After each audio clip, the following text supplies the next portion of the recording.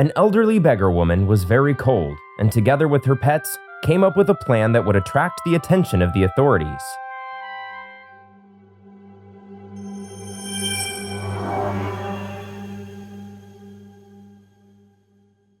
Cecilia was a poor old woman who had no one else in her life but two beautiful stray dogs that she had picked up during her endless walks along the cold avenues of her city.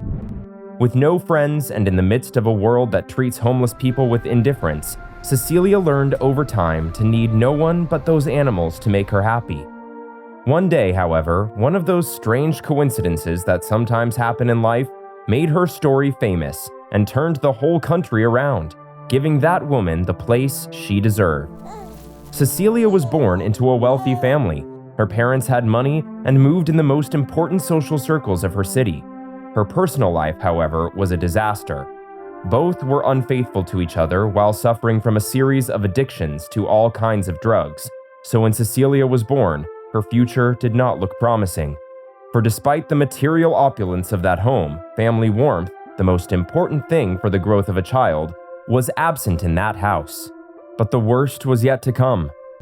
As the months passed, Cecilia's parents began to notice that something strange was happening with their daughter.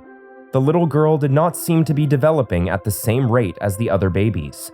The fears seemed to be confirmed when the little girl reached the age when all children begin to say their first words, and Cecilia did not make a sound. Although her parents were not exactly responsible for her fast-paced and chaotic life, that fact worried them, and they went with their daughter to the pediatrician. The doctor confirmed the news that they did not want to hear. Cecilia suffered from a very strange infantile disorder that delayed her development. Although with the right treatment and therapies, the little girl could lead a normal life. The parents were very worried when they heard that diagnosis, not so much because of the love they had for their daughter, but because they were so superficial. Because for them, it was a source of embarrassment to their friends to have a retarded daughter. So they decided to start as soon as possible the treatment proposed by the pediatrician to make their Cecilia grow normally. Things, however, did not turn out as they had imagined. Accustomed to solving all their problems with money, the couple believed that their daughter's health was also a purely economic matter. They thought that it was enough to pay huge sums into the bank accounts of the best specialists to buy Cecilia's proper growth as just another commodity. They could not have been further from the truth.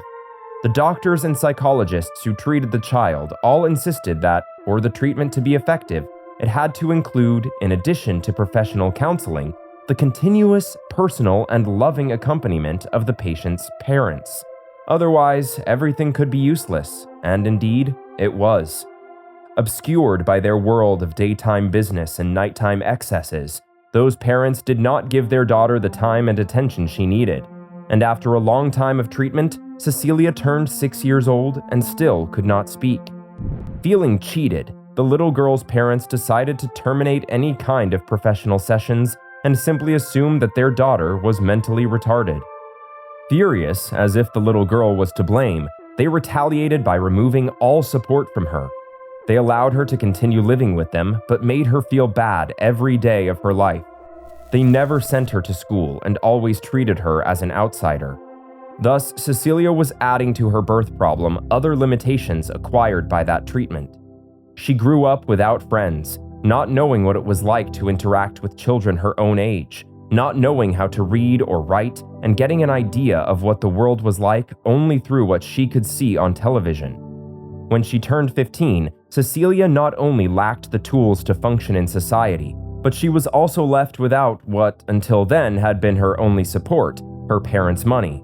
In the midst of their excesses, they committed one after another a series of mistakes that led them to bankruptcy. By the time Cecilia was 20 years old, her mother had died of an overdose and her father had abandoned her to her fate. Unable to speak, with no one to turn to, it didn't take long for creditors to claim the property in which the young woman had been abandoned and was now thrown out on the street. Her survival instinct led her to reach out as her only means of subsistence. The coins she began to collect were quite scarce, but with them and some signs, she managed to make herself understood in order to exchange them for some food.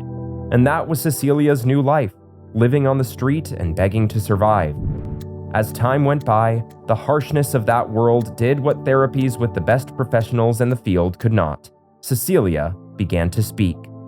The woman had learned to articulate a series of sounds that, while falling short of normal communication, greatly facilitated Cecilia's ability to make herself understood. It was an anonymous victory that interested no one else in the world, but one for which she felt deeply proud of herself.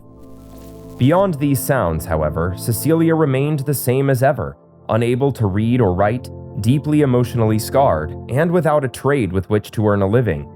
Days continued to pass into years, and years into decades. The only thing she did differently was to adopt 2 dogs she found on the street, which she tried to feed with her already meager food in exchange for some companionship. Cecilia was 59 years old when the event occurred that would trigger the series of coincidences that would eventually make her famous. The national government enacted a law prohibiting citizens from sleeping on the street. It was an exclusionary measure because it gave no alternatives to people who, like Cecilia, had no place to sleep. The measure provoked protests throughout the country, but the government did not back down and began to capture street dwellers and persecute them as if they were criminals. Fleeing the cold that plagued the city and the persecution of the street dwellers, Cecilia came up with a plan to save herself and her pets. She got some garbage bags of maximum size and wrapped herself in them so that, over the course of the night, anyone who saw her would mistake her for a pile of garbage. Although the plan seemed perfect, it didn't work out as she thought it would, because one morning a police patrol cruising the city streets stopped at the suspicious moving bag and, upon searching it, found Cecilia and her pets. But what seemed to be the end of her happiness actually became the beginning of new blessings for the woman. Within the police, there were also those who disagreed with the move to prosecute street dwellers as criminals, and the authorities who found Cecilia were part of this dissent. Seeing that the poor woman was going through such a desperate measure, they not only released her, but took photographs of her situation and immediately sent them to the press, which soon covered the story, including the heroic disobedience of those policemen.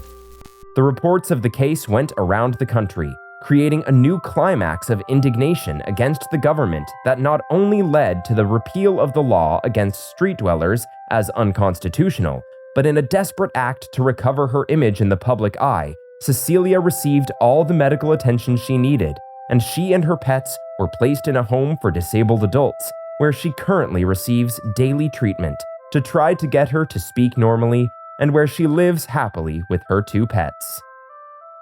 If you liked the video, don't forget to like it and leave your opinion in the comments box. Subscribe for more stories like this one and share it with your friends. See you next time!